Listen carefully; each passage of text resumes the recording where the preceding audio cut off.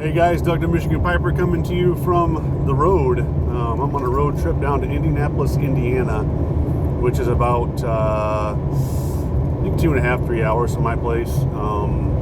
There's a fire department conference down here this week, and it's like a mecca for firefighters. I don't go every year, but this year some stuff I want to look for, so I'm headed down. Currently on the US 31 bypass, headed south. So, not smoking a pipe this morning. It's about 8 o'clock in the morning, and I'm not much of a morning pipe smoker, so I'll probably have one while I'm down there. But can't go to Indianapolis without thinking of a buddy of mine from high school. We'll call him Brian. Just really cool cat.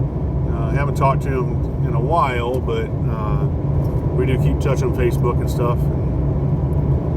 And every time I think about going to Indy and hanging out, or I would hang out with him if I wouldn't press for time, but going down, I think about when we used to hang out, and there's one time in particular that always comes to mind. We lived in the same apartment complex, and he had a Ford Escort, and it was the sporty version. And so it's winter time. We're about a mile from where we lived, and he's like, "Hey man, it's the middle of winter." And he's like, "You ever seen a front wheel drive fishtail?" And I'm like, "No." He goes, "Check this out." So he starts whipping this thing back and forth, and sure enough, the back end starts, going from side to side, and we're two teenage kids, having a blast, and next thing you know, this thing whips around on him. And I remember looking out the window next to me, and I'm seeing the trees go flying by in the wrong direction. And I'm like, this ain't good. So we put it in a ditch, and this ditch, it's a pretty deep ditch, so we're not getting out of it. And this is back before cell phones, right? So this is probably 89, and so we put it in a ditch. We're kind of doing one of these numbers where it's like, I'm like, "Am I okay? I'm okay."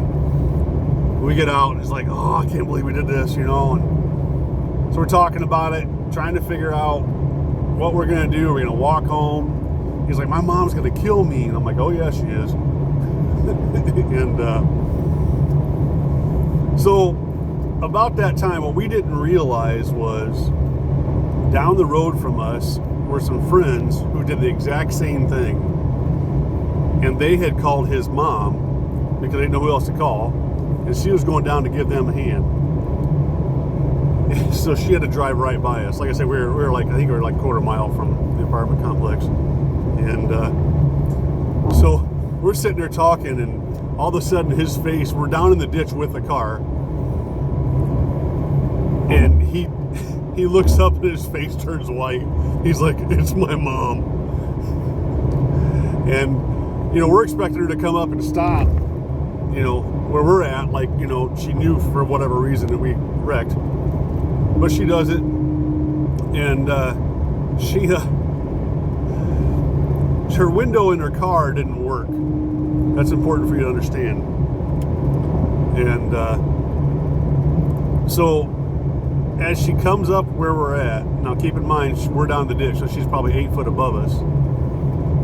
She opens her door, locks the brakes up, sliding on the ice, opens the door, sticks her head out with one hand on the wheel and looking behind her through the door, and says, "Way to go, asshole!" And kept going.